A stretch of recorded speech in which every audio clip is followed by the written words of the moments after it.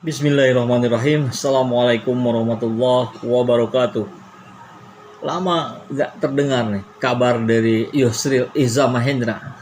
Dan kemudian tiba-tiba kemarin kita mendengar statement dari beliau bahwa beliau diminta untuk menjadi pengacaranya Habib Rizik melalui utusannya Bahtiar Nasir. Namun kemudian beliau tolak karena beliau sudah dianggap kafir dan murtad oleh mereka. Kurang lebih redaksinya begitu. Tapi kita tahu bersama sebenarnya bahwa dari pihak FPI maupun Habib Rizik sudah ada klarifikasinya juga bahwa tidak ada permintaan terhadap Yusril Iza Mahendra. Tapi oke lah, terlepas dari itu semua ada informasi menarik ini tentang statement dari Yusril Iza Mahendra ini yang direspon oleh anak mahasiswa semester 3. Kita lihat beritanya dari Republika Merdeka. Judulnya, Surat Terbuka Mahasiswa Semester 3 untuk Yusril yang menolak jadi lawyer HRS. Ketua Umum Partai Bulan Bintang PBB yang juga pakar hukum Yusril Iza Mahendra menolak membantu Imam Besar Front Pembela Islam Habib Rizik Syihab terkait kasus hukum yang menimpanya sebagai tersangka kasus kerumunan di Polda Metro Jaya. Permintaan bantuan lawyer disampaikan oleh pentolan Gerakan Nasional Pengawal Fatwa Ulama GNPF Ulama Bahtiar Nasir melalui orang dekatnya. Namun Yusril meminta maaf dan mengaku tidak bisa membantu HRS. Dia lantas menyarankan Bahtiar Nasir untuk menghubungi Menteri Pertahanan Prabowo Subianto karena memiliki peluang besar untuk membantunya. Silakan menghubungi Pak Prabowo sebagai Menhan. Saya yakin Menhan bisa membantu. Saya sudah kafir dan murtad gara-gara mendukung Pak Jokowi menurut versi Anda, kata Yusril dalam keterangan tertulis Senin 21 Desember lalu. Ya, kafir dan murtad dalam konteks ini tentu bukan dimaksudkan keluar dari Islam, tapi ini bahasa yang biasa juga digunakan di kalangan politisi barangkali begitu ya. Sehingga yang dimaksud adalah kafir atau murtad dari sikap beroposisi terhadap Pak Joko Widodo. Karena kita tahu di tahun lalu pun video ini pernah saya buat untuk mengingatkan Yusril Iza Mahendra, dan saya kira videonya masih banyak ditonton sampai saat ini. Ini cuplikannya bisa dilihat. Presiden itu ya, walaupun goblok, ya, saya nggak sebut namanya siapa, ya, saya nggak bilang siapa-siapa. Ini presiden dalam artian umum. Walaupun orangnya itu goblok, ya, segoblok-goblok dia itu, dia presiden. Kami ini saya, Pak Amin dan lain yang ngaku-ngaku pintar ini, nggak ada apa-apanya. Kita bukan siapa-siapa. Saya ceramah kemarin itu diundang di pertemuan alumni Gontor di Banten.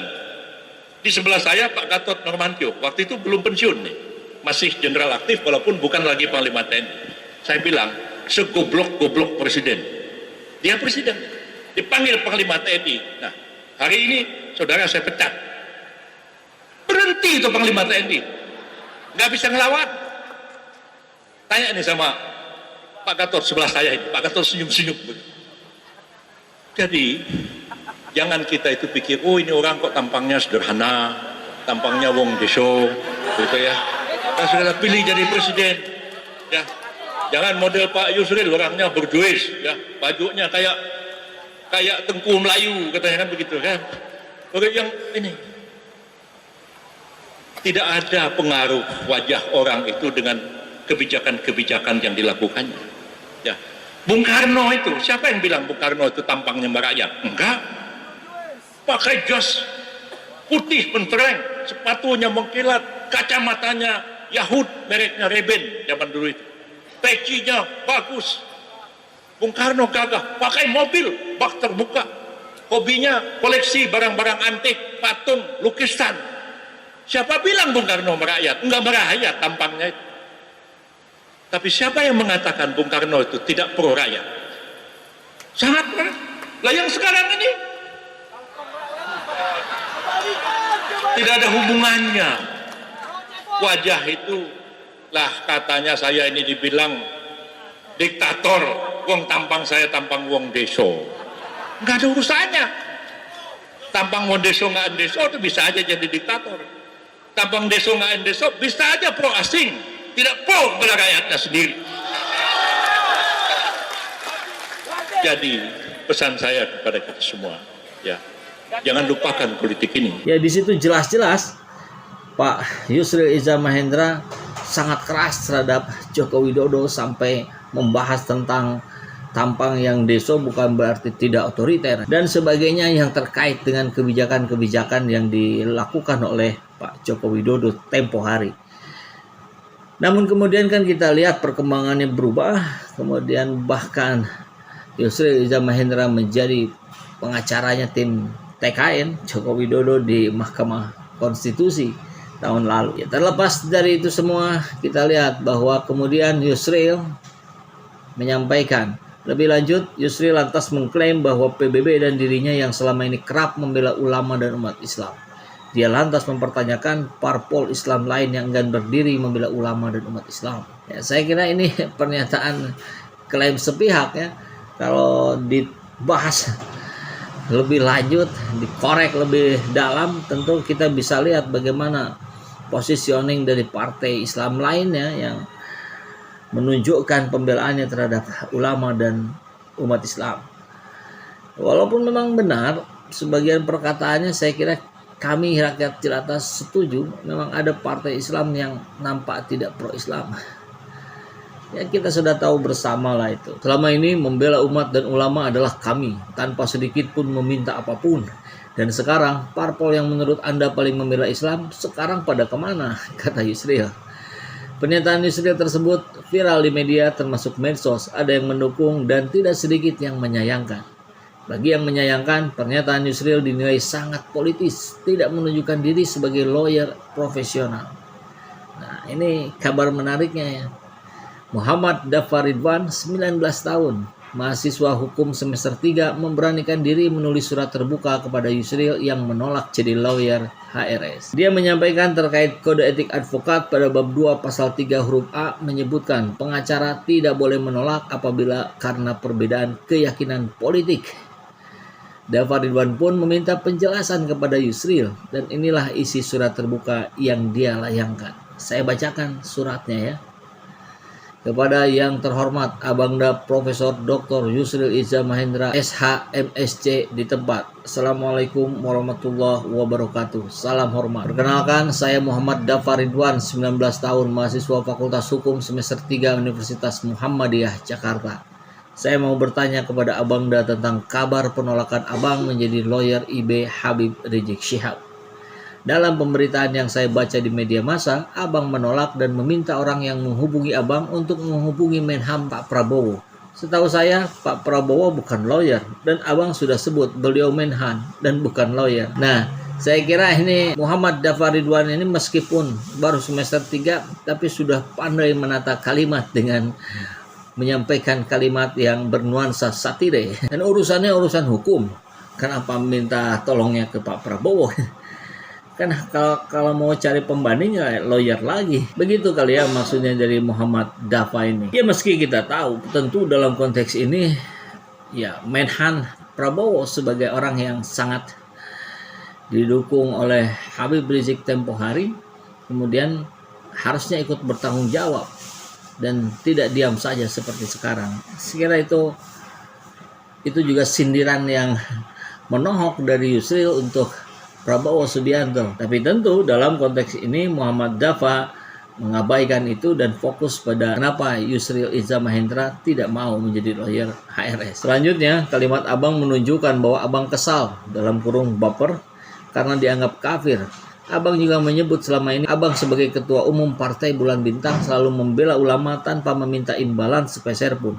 Bahkan Abang menyinggung partai-partai Islam yang terkesan tidak mau membela. Pertanyaan saya, apakah Abang diminta bantuan untuk membela Habib Rizik sebagai lawyer profesional atau sebagai ketua umum partai atau politisi?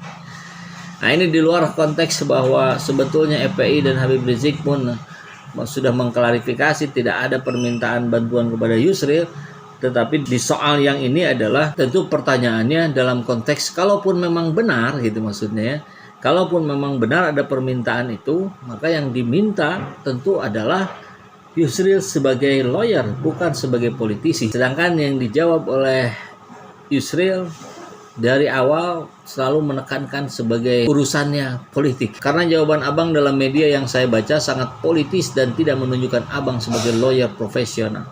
Setahu saya dalam kode etik advokat bab 2 pasal 3 huruf A menyebutkan pengacara tidak boleh menolak apabila karena perbedaan keyakinan. Jadi Muhammad Dafa ini sedang menyentil Yusril Iza Mahendra bahwa Yusril sudah keluar dari kode etik sebagai pengacara. Berani juga ya ini anak. Tapi memang harus begitu. Saya kira anak-anak mahasiswa ini bisa menjadikan Muhammad Dafa ini sebagai contoh bagaimana beliau berani mengungkapkan isi pikirannya, isi hatinya. Bunyi pasal 3 huruf A sebagai berikut. Advokat dapat menolak untuk memberi nasihat dan bantuan hukum kepada setiap orang yang memerlukan jasa atau bantuan hukum dengan pertimbangan oleh karena tidak sesuai dengan keahliannya dan bertentangan dengan hati nuraninya, tetapi tidak dapat menolak dengan alasan karena perbedaan agama, kepercayaan, suku, keturunan, jenis kelamin, keyakinan politik, dan kedudukan sosialnya. Ya barangkali memang ini terkait dengan hati nurani kalau begitu ya. Karena kalau bicara tentang perbedaan agama tidak ada soal barangkali, karena Yusril pun sering membela umat muslim. Kepercayaan, suku, keturunan, apalagi jenis kelamin saya yakin juga tidak. Tapi kalau persoalannya hati nurani, barangkali memang nuraninya yang sudah bergeser, yang sudah tidak lagi peduli atau justru sakit hati dengan apa yang dilakukan oleh Habib Rizik dan FPI selama ini. Saya juga ingat abang pernah mengatakan, jangan karena ketidaksukaan kamu terhadap suatu kaum atau kelompok atau orang lantas kamu tidak berbuat adil. Karena itu abang pernah menjadi pengacara paslon 01 saat Pilpres 2019 di MK. Ya kita lihat dalam tayangan yang tahun lalu itu ketika Yusril menyampaikan ketidaksukaannya terhadap Jokowi tapi kemudian membela. Nah sekarang barangkali tidak berlaku sebaliknya gitu. Ketika tidak suka kepada FPI dan Habib Rizik kemudian tidak mau membela. Ya sebenarnya sih buat kami rakyat jelata ini ya nggak peduli lah, terserah Yusril saja. Pengacara masih banyak yang peduli dengan umat Islam hari ini, dengan perjuangan Habib Rizik, dengan perjuangan FPI, GNPF Ulama. Lanjutan isi suratnya. Lantas kenapa sekarang abang menolak menjadi lawyer IB Habib Rizik dengan argumentasi yang sangat politis? Abang juga terkesan sakit hati atau baper karena dianggap kafir. Apakah itu bisa menjadi alasan seorang lawyer menolak memberikan bantuan hukum terhadap orang yang membutuhkan keadilan? Pertanyaan saya ini hanya sebatas bentuk kegelisahan saya sebagai mahasiswa hukum semester awal dan saya tidak masuk ke ranah politik karena saya bukan politisi. Atas jawaban abang saya ucapkan terima kasih dan semoga abang sehat dan sukses selalu. Amin. Wassalam. Jakarta, Selasa 22 Desember 2020. Keren. Dia barangkali kalau alasan yang lebih realnya buat Yusril Iza Mahendra hari ini karena beliau sekarang sedang sibuk membela paslon di pilkada. Ya kita tahu juga ya di pilkada Bandar Lampung Yusuf Tulus itu didampingi oleh Yusril Iza Mahendra dan Yusril yakin bisa membuktikan pelanggaran Eva Dedi di pilkada Bandar Lampung. Katanya kurang lebih begitu berita yang beredar ya. Ya itulah alasan realnya, alasan taktisnya. Tapi kalau alasan yang bernuansa politik seperti yang sudah disampaikan oleh Yusril Iza Mahendra tadi. Dan terlepas dari itu semua, saya kira apa yang bisa rakyat jelata lakukan adalah mengingatkan bagaimana solidnya Yusril dengan Amin Rais tempo hari, bagaimana solidnya partai-partai Islam berkoalisi. Ternyata hari ini itu tidak terjadi. Ternyata hari ini seperti yang dibenturkan umat Islam dengan umat Islam lain. Mudah-mudahan pandangan saya salah. Dan justru hari ini kita sedang mulai merajut kembali ukhuwah Islamiyah kita.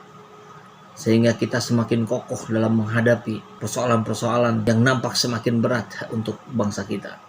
Bismillah, kita berjuang bersama-sama.